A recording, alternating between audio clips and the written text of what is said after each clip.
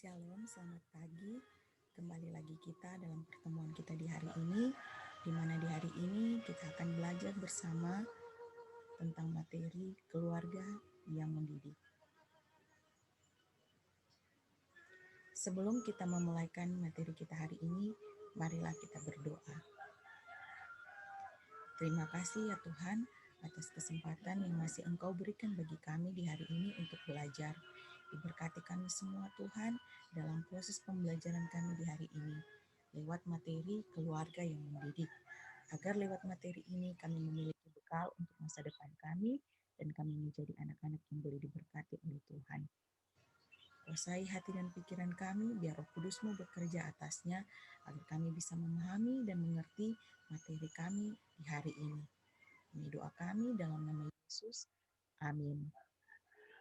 Nah, adik-adik, hari ini ada 3 pokok bahasan yang akan kita bahas bersama. Yang pertama, lingkungan pendidikan yang pertama dan utama. Yang kedua, pola pendidikan dalam keluarga. Dan yang ketiga, keteladanan orang tua. Kita masuk pada pembahasan yang pertama, yaitu lingkungan pendidikan yang pertama dan utama. Di sini dikatakan bahwa keluarga adalah lingkungan pendidikan utama karena keluarga meletakkan dasar bagi proses pendidikan selanjutnya. Yang berikut, keluarga adalah wadah di mana anak dapat mengenal, mengembangkan, dan membentuk diri sebagai pribadi maupun dalam fungsi sosialnya, karena anak mendapatkan pengalaman pertama dan dalam perkembangan pribadinya, kehidupan emosionalnya, dan pendidikan sosialnya dalam kehidupan bersama dengan keluarga, baik ayah, ibu, maupun mereka yang ada dalam keluarga. Yang berikut, ada 4 hal yang harus dilakukan keluarga sebagai wadah utama dalam pengembangan kepribadian anak. Yang pertama, bertanggung jawab memberikan suasana cinta kasih sehingga menjadi anak yang percaya diri dan menyayangi orang lain. Ya, dalam keluarga, suasana cinta kasih itu penting agar anak bisa menerapkannya terhadap orang lain. Karena ketika dalam keluarga tidak memiliki kasih, maka anak dalam bergaul dengan orang lain tidak tahu menempatkan diri, apalagi tidak menjadi anak yang percaya diri dan bisa membagi kasih kepada orang lain. Yang kedua, bertanggung jawab menerapkan cara hidup bersama, berbagi, menghormati orang yang lebih tua, menghargai milik orang lain. Nah, di masa pandemi seperti ini, poin yang kedua ini penting diterapkan oleh orang tua, di mana anak diajar untuk berbagi kasih terhadap orang lain. Yang ketiga, bertanggung jawab menanamkan dasar-dasar moral. Karena ayah dan ibu adalah sosok yang akan diteladani anak dalam hal perkataan dan perbuatan. Jika ayah dan ibu tidak dapat menunjukkan hal yang baik, maka anak akan melakukan apa yang dilakukan oleh ayah dan ibu dikala mereka bergaul ataupun dikala mereka ada di tengah-tengah masyarakat. Sehingga dasar-dasar moral penting diterapkan oleh ayah dan ibu. Contoh kecil, di mana ayah harus menunjukkan kasih sayang terhadap ibu agar ketika anak bergaul di tengah-tengah masyarakat, anak bisa melakukan perbuatan kasih terhadap orang lain.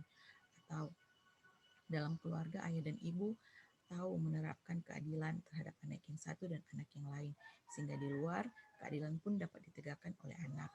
Yang berikut, yang keempat, bertanggung jawab memberikan pendidikan agama yang kokoh atau pertumbuhan rohani anak, di mana dalam poin yang keempat ini orang tua harus benar-benar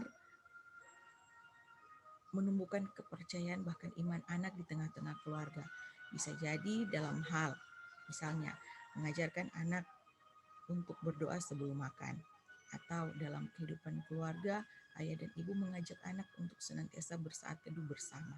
Nah, ini bisa menumbuhkan rohani dari anak. Yang berikut,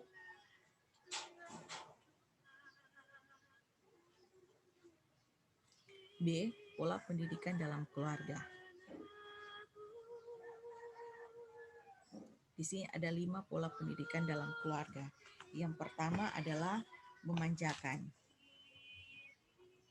di mana orang tua memberikan kasih sayang yang berlebihan kepada anak, sehingga membuat anak bertumbuh menjadi pribadi yang egois dan kurang daya juang serta kurang menghormati orang tuanya sendiri.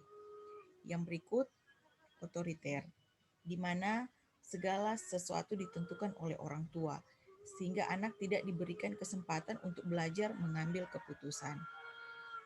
Yang ketiga, pola didik membiarkan, di mana orang tua membiarkan anak menentukan apapun sesuai dengan keinginannya. Sehingga anak yang dididik dalam pola didik seperti ini akan bertumbuh menjadi anak yang sulit bekerja sama dengan orang lain, suka menentang dan mementingkan dirinya sendiri. Ya, pola didik yang keempat adalah protektif. Orang tua mengawasi dan menjaga anaknya karena rasa khawatir yang berlebihan atau rasa takut yang tidak wajar. Orang tua tidak memberikan kebebasan kepada anak untuk melakukan kegiatan secara mandiri, sehingga hal ini akan membuat anak menjadi pribadi yang tidak mandiri, kurang inisiatif, dan tidak dapat mengembangkan potensi dirinya sendiri dengan baik. Dan pola yang terakhir adalah pola didik otoritatif, yaitu pola didik yang wajar dan tepat untuk menolong perkembangan diri dan potensi anak. Orang tua memberikan motivasi agar anak mengembangkan dirinya sehingga ia bertumbuh dengan memiliki karakter diri yang kuat, penuh percaya diri, dan dapat menghargai kehidupan bersama orang lain. Orang tua harus mendidik anak dalam takut akan Tuhan, dan itu sudah ditetapkan dalam kitab Amsal 1 ayat 7, dan menanamkan iman melalui kehidupan sehari-hari. Alkitab memberikan contoh orang tua yang berhasil mendidik anak. Di sini yang pertama adalah Yosua. Bisa kita baca dalam kitab Yosua 24 ayat 15, di mana Yosua mengambil keputusan memimpin seluruh keluarganya untuk menyembah kepada Tuhan.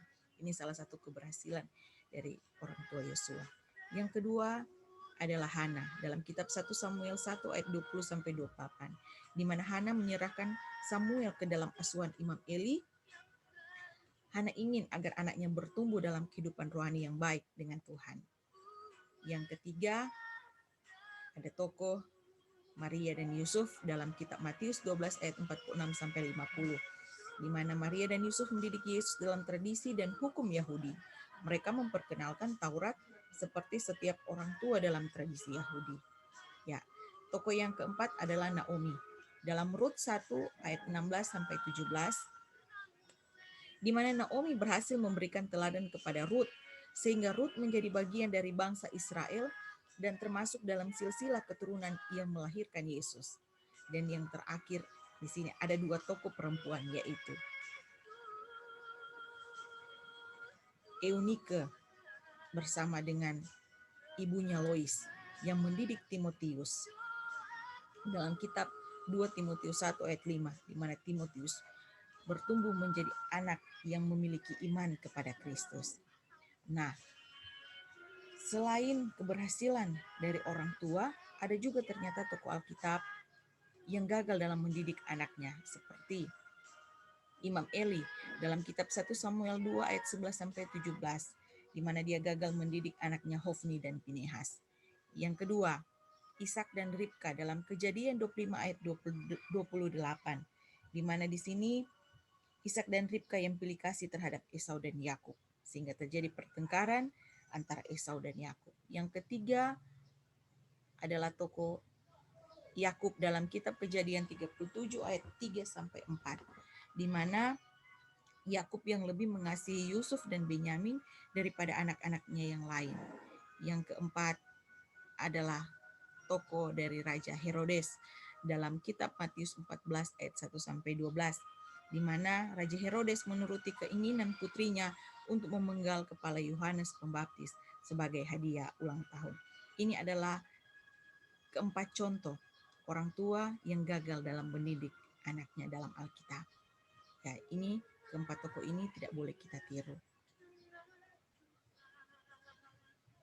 Ya, kita masuk dalam pembahasan yang berikut, keteladanan orang tua.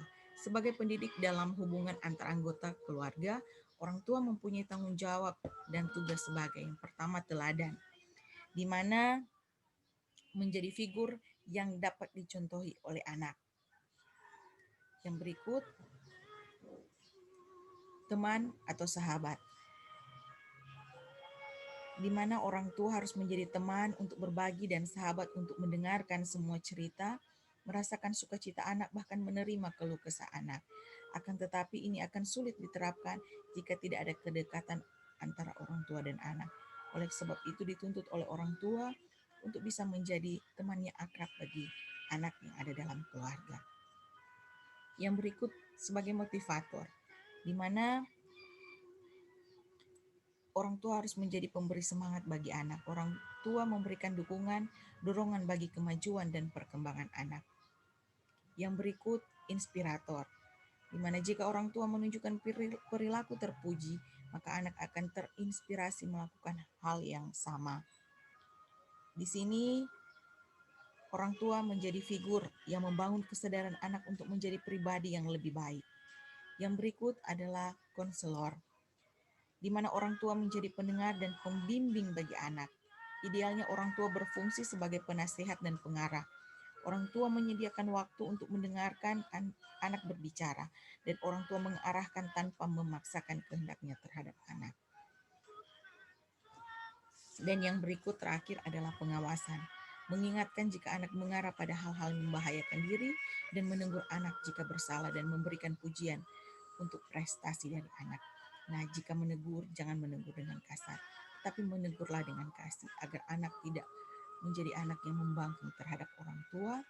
Dan yang berikut, ketika anak mendapatkan prestasi, keberhasilan, sudah sepatutnya orang tua memberikan pujian untuk prestasi dari anak, sehingga anak termotivasi untuk melakukan hal-hal yang baik. Ya, demikianlah materi kita di hari ini tentang keluarga yang mendidik. Kiranya materi ini bisa membantu dan menolong kita untuk menjadi anak-anak yang takut akan Tuhan dan memiliki pendidikan moral yang lebih baik untuk kedepannya. Terima kasih.